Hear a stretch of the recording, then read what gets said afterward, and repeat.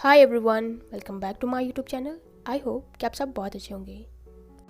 Previous part में हमने देखा था कि जियांग चंग ने अपने पेरेंट्स को शिचिन के बारे में सब कुछ बता दिया था और उसके पेरेंट्स ने उसके रिलेशनशिप को एक्सेप्ट भी कर दिया था।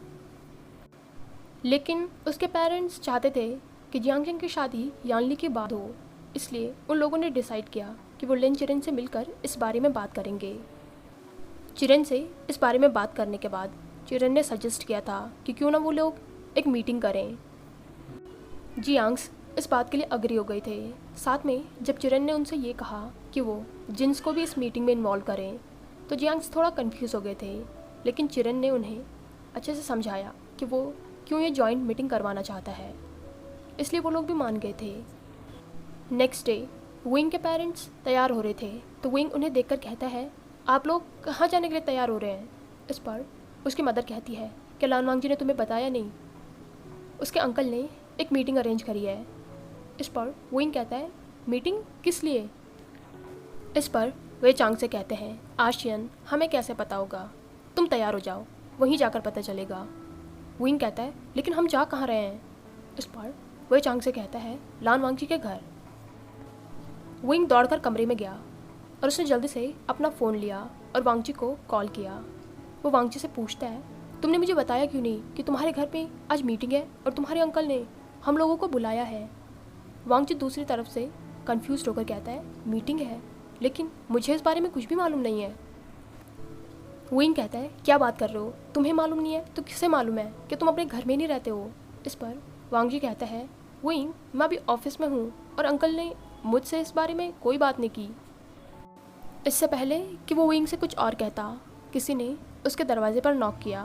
सोंगलन अंदर आ गया था। उससे कहता है, बॉस आपके अंकल ने आपको इन्फॉर्म करने के लिए कहा है, आपके घर में कोई मीटिंग है तो आपको जल्दी जाना पड़ेगा।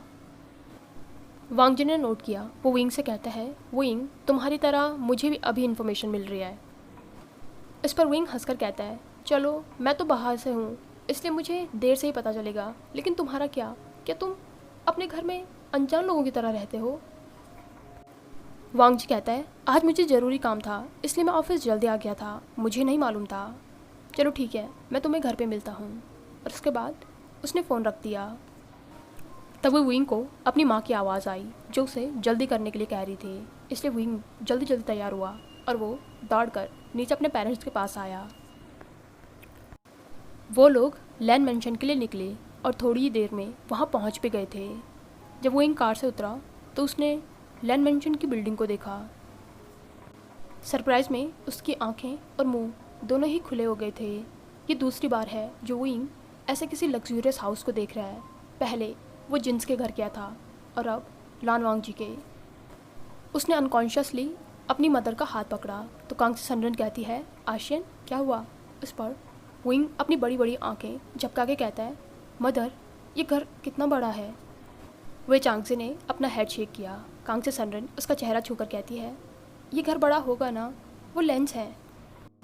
विंग पाउट करके कहता है, ये लोग इतने बड़े घर का करते क्या हैं, वो सिर्फ 4 लोग हैं और जब से लैनी गई है तब से सिर्फ 3। क्या 3 लोगों को इतने बड़े घर की ज़रूरत है। वे चांगसे को अपने बेटे की बातों पर हंसी आ रही थी। उसे क्या मालूम, बड़े बड़े लोगों के यही शौक होते हैं। कांग से सनरन उसके गाल खींच कर कहती है, तुम मुझसे इतने क्वेश्चन क्यों पूछ रहे हो, अगर तुम्हें पूछना ही है तो लानवांग जी से पूछो। तभी पीछे से वांग जी की आवाज़ आई, आप मुझसे क्या पूछना चाहते हैं। वो अभी अभी ऑफिस से घर आया है। जैसे ही विंग ने उसे देखा वो दौड़कर उसके पास गया और उसने उसे टाइटली हक कर लिया। उसे देखकर कहता है कि तुम अभी आ रहे हो। इस पर वांग जी ने नोट किया। उसने विंग के पेरेंट्स को ग्रीट किया। वो कांग से सनरन से कहता है, मिसेस वे आप क्या पूछना चाहती हैं।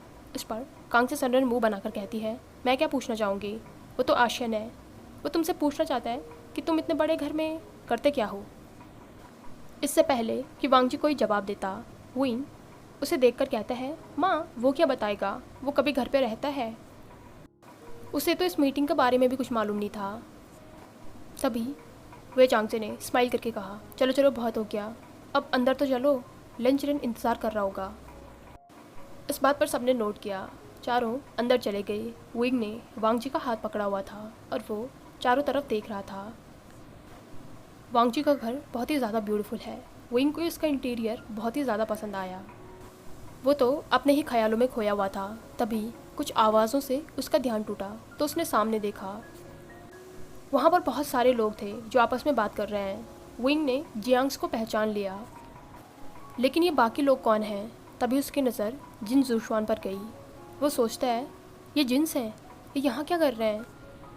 उसने क्वेश्चनिंग लुक से वांग जी की तरफ देखा, जिसके चेहरे पर सेम यही एक्सप्रेशन था। तो विंग हंसने लगा। वो कहता है, तुम भी वही सोच रहे हो जो मैं सोच रहा हूँ। इस पर वांग जी ने नोट किया। जैसे ही चिरेन की नज़र उन लोगों पर गई, वो उठकर उनके पास आया। उसने विंग के पेरेंट्स को ग्रीट किया। उन्होंने भी सेम यही किया। जैसे ही मैडम यू की नज़र विंग के पेरेंट्स पर गई, उन्होंने मुंह बना लिया था। यानली ने यह चीज़ नोटिस की। वो उठकर विंग के पास गई।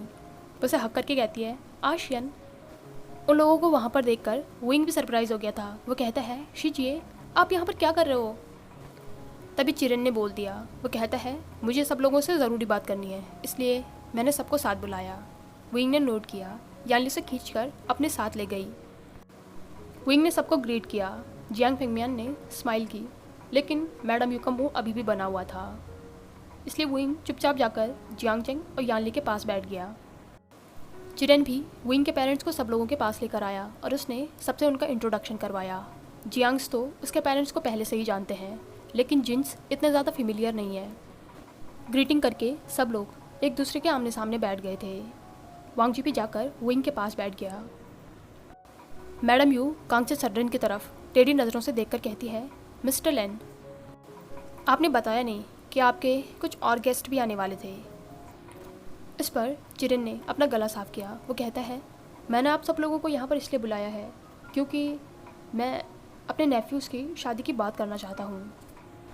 इस पर जिन ग्वांगशन हंसकर कहता है, ओह कंग्रेचुलेशंस, लेकिन हम लोगों को यहाँ पर क्यों बुलाया है? लेन चिरेन सबको देखकर कहता है, मैंने अपने बड़े नेफ्यू की शादी जियांग्स के छोटे बेटे जियांग चेंग से तय करी है और छोटे नेफ्यू की शादी मिस्टर वे के बेटे विंग से तय करी है। मिस्टर जिन, क्योंकि जियांग्स की बड़ी बेटी की इंगेजमेंट आपके बेटे से हो रखी है, इसलिए मैं सोच रहा था कि क्यों ना हम तीनों बच्चों की शादी एक ही साथ एक ही वेन्यू पर करें। आप लोगों का इस पर क्या ख्याल है? विंग ने सरप्राइज में वांग जी की तरफ देखा। सब लोग आपस में बात कर रहे थे। लेन चिरेन कहता है, वैसे कोई ज़बरदस्ती नहीं है, बस मैं ये आइडियाज़ रख रहा था। मैडम यू ने इस बारे में जिनसे बात करी। वो सब लोग कहते हैं, अरे नहीं नहीं मिस्टर लेन, आपका आइडिया बिल्कुल भी बुरा नहीं है, बल्कि ये तो बहुत ही अच्छा आइडिया है। जियांग फेंगमियान कहते हैं, अगर सब लोग इस बात से राज़ी हैं तो मुझे लगता है ये बहुत ही अच्छा है। हमारे तीनों बच्चों की शादी एक साथ होगी, इससे बड़ी खुशी मेरे लिए तो कुछ भी नहीं हो सकती है। सब लोगों के चेहरे पर ये सुनकर स्माइल आ गई थी, लेकिन मैडम यू के चेहरे पर एक फ्रोन था। वो जियांग फेंगमियान से कहती हैं, हमारे 2 बच्चे। वो लेन चिरेन को देखकर कहती है, मिस्टर लेन, मुझे लगता है यानली और जियांग चेंग की शादी एक ही वेन्यू पर हो तो अच्छा रहेगा। वैसे भी हम अपने बच्चों की शादी में कोई कमी नहीं करना चाहते हैं और जिन्स भी नहीं करना चाहते हैं। उन्होंने विंग के पेरेंट्स को देखकर टॉन्ट करके कहा, आपको नहीं लगता है कि अगर इन लोगों के बेटे की शादी भी हमारे बच्चों के साथ होगी तो लोग हमारा मजाक उड़ाएंगे, हमारे गेस्ट इस बारे में बातें बनाएंगे, जो मैं नहीं चाहती हूँ। लेन चिरेन ने विंग के पेरेंट्स की तरफ देखा, जो मैडम यू का टॉन्ट सुनकर भी बिल्कुल शांत थे। उनके चेहरे पर एक सॉफ्ट सा एक्सप्रेशन था, लेकिन ये सब सुनकर विंग का मूड ऑफ हो गया था। उसका चेहरा बहुत ही ज़्यादा डार्क हो गया था। उसे बहुत ही ज़्यादा हर्ट हुआ था। उसे पता है कि मैडम यू उसके पेरेंट्स को पसंद नहीं करती है, लेकिन इसका मतलब ये तो नहीं कि वो इतने सारे लोगों के सामने उनकी इंसल्ट करेगी। जियांग फेंगमियान ने गुस्से में मैडम यू की तरफ देखा। वो उससे कहते हैं, यू अपना मुंह बंद रखो, ये तुम क्या बकवास कर रही हो। लेकिन मैडम यू को कोई भी फ़र्क नहीं पड़ा। चिरेन भी सैड हो गया था। उसे नहीं मालूम था कि मैडम यू ऐसा कुछ कर देगी। उसने अपॉलॉजी के लिए विंग के पेरेंट्स की तरफ देखा, जिस पर वे चांगसे ने सिंपली नोट किया। वो स्माइल करके कहते हैं, लेन चिरेन, मुझे लगता है मिसेस जियांग बिल्कुल सही कह रही हैं। आप लोग बहुत ही इन्फ्लुएंशियल फैमिली से आते हैं, हम लोग बहुत सिंपल से लोग हैं। आप लोगों के गेस्ट ज़्यादा होंगे, और हम लोगों से डिफरेंट भी होंगे। मुझे लगता है हम लोगों को ऐसा नहीं करना चाहिए। यानली और जियांगचेंग की शादी के बाद हम लोग विंग और वांगजी की शादी करवा देंगे। ये इतनी बड़ी बात नहीं है। उन्होंने विंग की तरफ देखा, जिसका चेहरा गुस्से में लाल हो रखा था। वो जैसे तैसे अपने आंसुओं को रोके हुए था। वांगजी ने उसका हाथ पकड़ रखा था। लेन चिरेन अभी भी चुप था। वो खुद को ही ब्लेम कर रहा था कि उसे इस तरीके की मीटिंग अरेंज नहीं करनी चाहिए थी। उसे क्या मालूम था कि मैडम ये ऐसा कुछ करेगी। तभी कांगसी सनरन कहती है, मुझे भी यही सही लगता है। विंग के बाबा बिल्कुल ठीक कह रहे हैं। वो विंग और वांगजी को देखकर कहती है, विंग, वांगजी, तुम दोनों इतना वेट कर सकते हो ना कि शिचिन और यानली की शादी पहले हो जाए। विंग ने अपनी माँ की तरफ नहीं देखा, लेकिन उसने नोट करके इस बात के लिए अग्री किया। यानली जिन जिशवान की तरफ देख रही थी, जिशवान ने धीरे से उसकी तरफ नोट किया तो यानली उठकर कहती है, मुझे लगता है बाबा और मिस्टर लेन बिल्कुल सही कह रहे हैं। यह आइडिया बिल्कुल सही है। मैं चाहती हूँ कि विंग और जियांगचेंग दोनों के साथ ही मेरी भी शादी हो। सब लोगों ने सरप्राइज में यानली को देखा। मैडम यू उस पर गुस्सा करके कहती है, यानली चुपचाप नीचे बैठो, इस बारे में बड़े लोग डिसाइड करेंगे। यानली अपनी माँ को देखकर कहती है, लेकिन मदर, शादी तो हम लोगों की है ना। तभी जियांगचेंग भी अपनी बहन के सपोर्ट में उठ गया। वो कहता है, शिजी बिल्कुल सही कह रही है। ये सब कुछ कितना ज़्यादा एक्साइटेड होगा। उसने जिन जिशवान की तरफ देखकर कहा, ब्रदर इन लॉ, आपको क्या लगता है, आप इस बारे में क्या सोचते हैं। जिन जिशवान ने स्माइल करके यानली की तरफ देखा। यानली जो कहेगी जिशवान भी वही करेगा, इसलिए उसने कहा, मुझे लगता है ये सब कुछ ठीक है, हम ऐसा कर सकते हैं। सब लोगों के चेहरे पर फिर से स्माइल आ गई थी, लेकिन मैडम यू बहुत ज़्यादा गुस्सा कर रही थी। हमेशा उनके साथ हमेशा ऐसा होता है, उनके बच्चे ही उनका साथ नहीं देते हैं। जियांगचेंग ने स्माइल करके शिचिन की तरफ देखा। शिचिन ने धीरे से नोट किया। यानली विंग को देखकर कहती है, आशियन, तुम्हें क्या लगता है, तुम भी तो कुछ कहो। लेकिन विंग ने कुछ नहीं कहा। वो तो अभी भी खुद को रोने से रोक रहा था। वांगजी अपनी जगह से उठा और उसने विंग का हाथ पकड़ा। वो अपने अंकल को देखकर कहता है, अंकल, मुझे भी यही ठीक लगता है। आप लोग आगे इस बारे में बात कर लीजिए, जो कुछ भी होगा मुझे बता दीजिएगा। फिर उसने विंग को खींचा और वो उसे लेकर वहाँ से अपने कमरे की तरफ आ गया। वो नहीं चाहता है कि विंग वहाँ पर किसी की भी बातें सुनकर हर्ट हो जाए। पहले ही वो मैडम यू की बातें सुनकर सैड हो गया है। वांगजी ने कांगसी सनरन की तरफ देखा, जिसने अप्रूवल में नोट किया, और वांगजी विंग को लेकर अपने कमरे की तरफ आ गया। कांगसी सनरन के चेहरे पर एक रिलीफ था। चाहे वो वांगजी को कितना भी डांटती हूँ, उसकी कितनी भी टांग खिंचाई करती हूँ, लेकिन उन्हें मालूम है कि विंग का अगर कोई ध्यान रख सकता है तो वो सिर्फ वांगजी है। और उन्होंने ये सब कुछ देख लिया है। इतने सारे दिनों में जो कुछ भी हुआ है, वांगजी ने हमेशा विंग का साथ दिया है, उसे प्रोटेक्ट करने की कोशिश करी है। इसलिए अब वांगजी को लेकर उनके मन में कोई भी डाउट नहीं है। वांगजी विंग को लेकर अपने कमरे में आया। विंग ने अभी भी अपनी गर्दन झुका रखी थी और उसका मुंह उतरा हुआ था। वांगजी उसे लेकर अपने बेड पर गया। वो उसे बिठाकर कहता है, ये लो, पानी पी लो।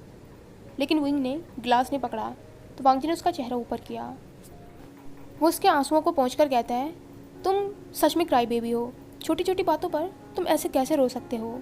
इस पर विंग मुंह बनाकर कहता है, तुमने देखा ना, मैडम यू हमेशा ऐसा करती हैं। वो हमेशा मेरे पेरेंट्स की इंसल्ट करने का बहाना ढूंढती हैं, और आज उन्हें वो मिल भी गया। इस पर वांगजी उसे साइड हक करके कहता है, विंग, तुम्हें इस बारे में नहीं सोचना चाहिए। तुमने देखा ना, तुम्हारे पेरेंट्स ने उस सिचुएशन को कितने अच्छे से हैंडल किया। उन लोगों को इस चीज़ से कोई भी फ़र्क नहीं पड़ता है, तो तुम्हें भी कोई फ़र्क नहीं पड़ना चाहिए। विंग कहता है, लेकिन मुझे बुरा लगता है। वांगजी इसका चेहरा पकड़कर कहता है, मुझे पता है तुम्हें बुरा लगता है, लेकिन तुम्हें मैडम यू की बातों पर ध्यान देने के बजाय अपने दोस्तों पर ध्यान देना चाहिए। तुमने देखा ना किस तरीके से जियांग यानली और जियांगचेंग ने तुम्हारा साथ दिया। तुम्हें उन पर ध्यान देना चाहिए, न कि उनकी मदर पर। फिर उसने विंग को टाइटली हक किया।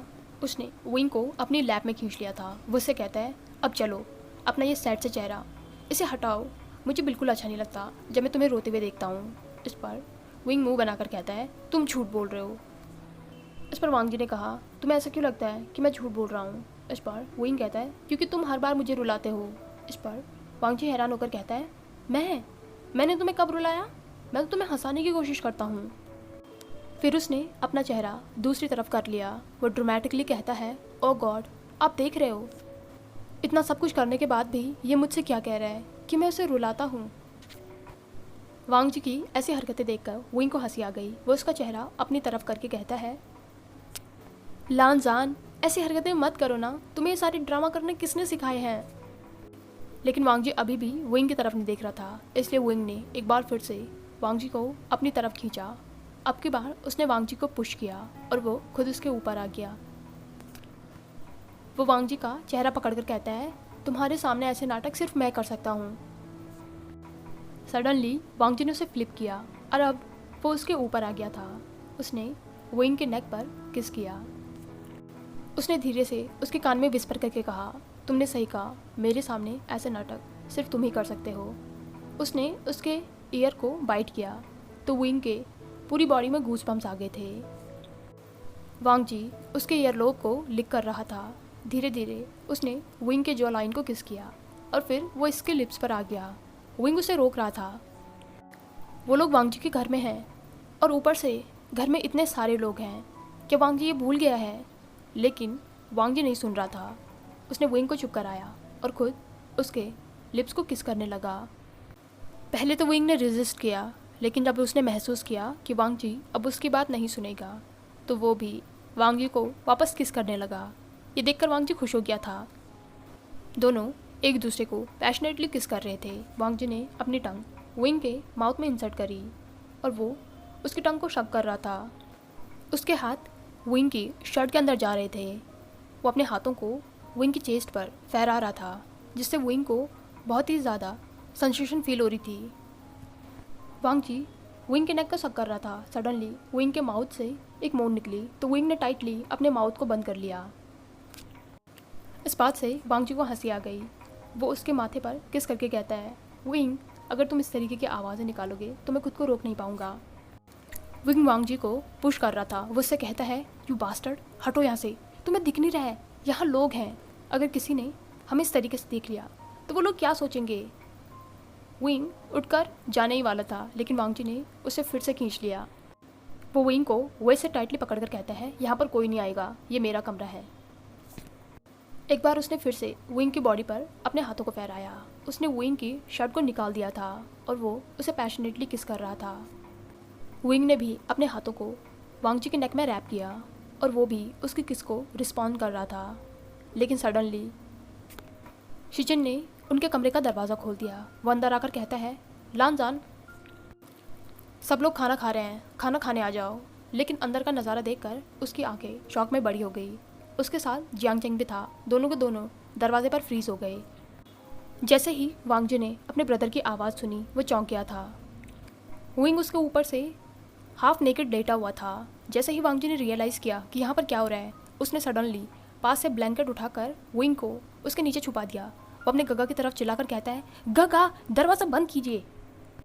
वांग जी की शाउटिंग सुनकर शिचिन अपने होश में वापस आया और उसने जल्दी से दरवाज़ा बंद किया।